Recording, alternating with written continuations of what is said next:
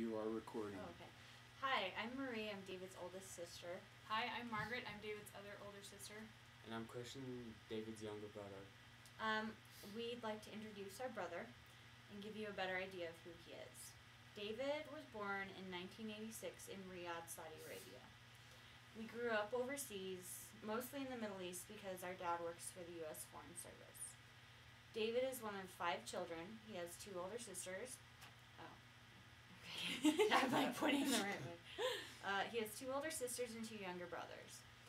He's lived all over the world, including Saudi Arabia, Jordan, Washington, D.C., Kuwait, England, and Qatar. In 24 years of David's life, he's only lived in the United States for 8 years. He's lived in many interesting places and had many unique cultural experiences. As a little boy, David had quite a few ear infections. He used the word many a lot. Oh, yeah. As a result, his speech was delayed. Once he had an operation on his ears and could hear properly, he went from being completely mute to talking normally.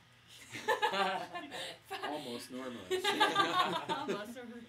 When he was a baby, he had a favorite blanket that he carried everywhere. One day we were riding on an escalator and his favorite blankie got stuck and sucked into the escalator. David was devastated at the loss of his blankie. Pause. We should all go bonus that. For his 4th birthday, David got a Batman tricycle. When we saw it for the first time, he squealed with delight. Great. We just squealed with delight. I know, I didn't want the first one. David was a classic middle child. He was nice to both his younger and older siblings. During high school, David played football and Little League baseball. His first job ever was working as a sandwich artist at Subway. Sandwich artist? He graduated from high school from the American School in Riyadh in Saudi Arabia.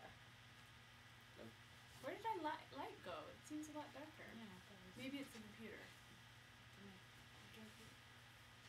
No? Huh. Oh, maybe we just need to offset forward just a little bit. Forward. Yeah, that's good. Don't okay. lean back. Nobody move. Okay. Sit on the Okay, edge. Chris, practice reading your lines. After graduating, he decided to attend University of Brigham Young University. In Hawaii, BYU, Hawaii. Christian, just read the lines. You're messing them up. No, I'm actually reading them. No, read them again. After University. It makes sense. He went to university at Brigham Young University, Hawaii. Oh. Okay. Yeah, the periods are Way to give helpful. Christian the dark one. Make it really complicated for him. At Brigham Young University in Hawaii. BYU Hawaii had lots of international students, so this was a good choice for David. Even though he was one of few Caucasian students, he felt like he fit in because he always had a foreigner living outside his own country. Because he always was a foreigner. He always had a foreigner in his back pocket. You can't mess up in those. They're important, Chris. We're going to have a little bit of what kind of They family will is confuse it? Yaya quite a bit. He's like, oh my gosh, As am I she's that trying to. foreigner? While she's Am I trying. his pocket foreigner? Okay, keep going, Chris. Practice. Get the giggles out now.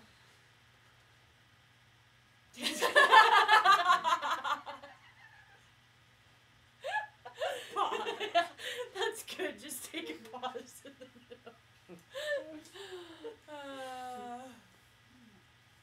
Okay. Are you going to be able to do this, Chris? After 2 semesters in BYU, Oh no. David decided. Oh no, Chris has lost it. He's like crying. He's crying. He's Debbie Downer at this point. Oh my gosh, you're never gonna get through this. Should we say both versions to David? Okay. This is the bloopers. Yeah. Okay. Alright, Chris, come on, get it together. David decided to serve. Just don't make eye contact. He's really crying.